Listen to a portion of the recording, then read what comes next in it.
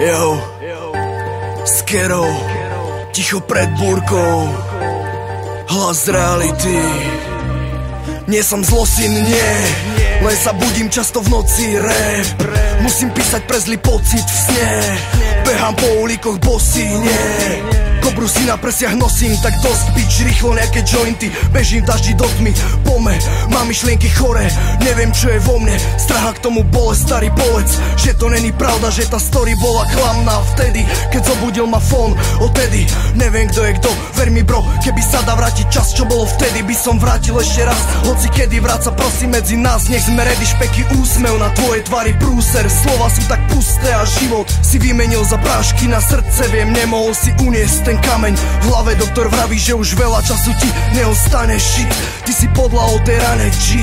V noci užil jedovaté zbranie, ráno stane tvoja sestra, tam ty na podlahe žiadne zmysly.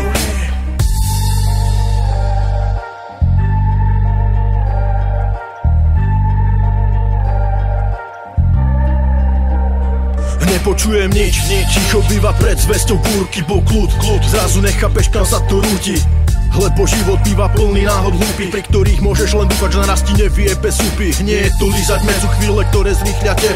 Sú sračky, ktoré ak prekonáš, posunú ťa vpred. Život je boj, v ktorom každý hľadá mier. Po tichu príde búrka, v búrke ľahko stratiť smer. Pripravený, že znova začne sa to jebať, pri šanci, že problémy ma dobehnú, mám pieči bežať, hľadám cestu ako prečkať. Skurvený deň, možno stačí to nechať a on sám pomine. Hlboký nádych, búrka sa rozplynie, alebo sa na svet pozrie cez zvýšené promile. Ani prvý, čo má v piči, ani posledný, čo sa modlí. Isté je, že až po búrke príde čas rátať škody.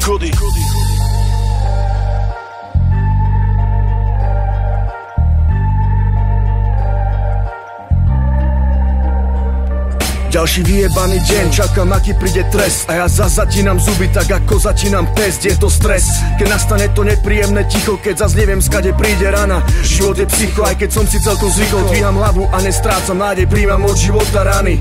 S nimi kráčam ďalej, snažím sa unikať a mať sa chvíľu dobre.